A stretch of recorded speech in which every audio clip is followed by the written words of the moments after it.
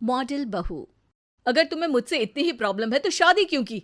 मुझे आपसे नहीं, बस उस फोटो से प्रॉब्लम है जो आपने सोशल मीडिया पर अपलोड किए।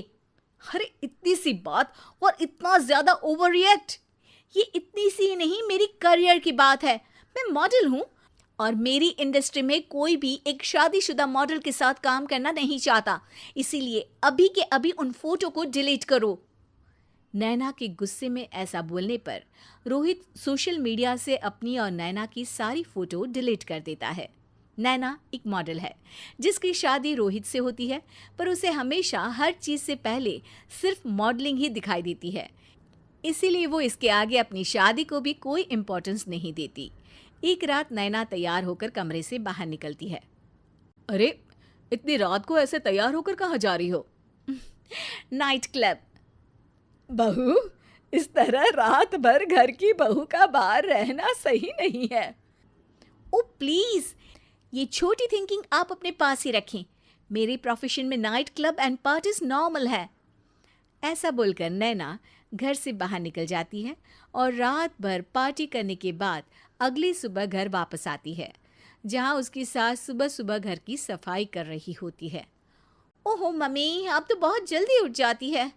चलो अच्छा है, मैं चली सोने। जब पूरी दुनिया के उठने का समय है तब तुम्हें सोना है। भला ये भी कोई घर वापस आने का समय है? नॉट अगेन मॉम, मैं आप और आपकी इन बातों से टायर्ड हो गई हूँ। अगर आपको ये सब सहन नहीं करना था तो रोहित की शादी एक मॉडल की बजाय किसी साधारण लड़की से करानी थी ना। सास को ये सब बोलकर नैना सोने चली जाती है, जिसके बाद वो सीधा शाम को कमरे से बाहर निकलती है तो देखती है कि उसकी सास और रोहित बैठे बैठे खाना खा रहे हैं।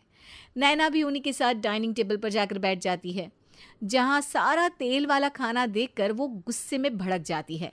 ये सब क्या है मॉम? आपको पता है ना कि मैं एक मॉडल हूँ और मुझे अपना फिगर मेंटेन करने के लिए हेल्दी फूड ही खाना होता है, नॉट लाइक यू। फिर भी आपने सारे खाने में तेल ही तेल भर दिया। बस नैना, बिल्कुल चुप। पहले तो तुम घर में एक सुई तक नहीं हिलाती और मम्मी जो पूरा समय अकेले काम करती रहती है उन पर चिल्ला रही हो। इतनी दिक्कत है तो खुद ही खाना क्यों नहीं बना लेती? पर बनाओगी कैसे? तुम्हें तो मॉडलिंग, पार्टी और सेल्फी के अलावा और कुछ आता ही नहीं ना। मेरे भैया भाभी ने मुझे आज तक किसी काम के लिए नहीं बोला। मैंने जब जो मांगा वो मिला और इन्हें देखो, खाने के नाम पर कितनी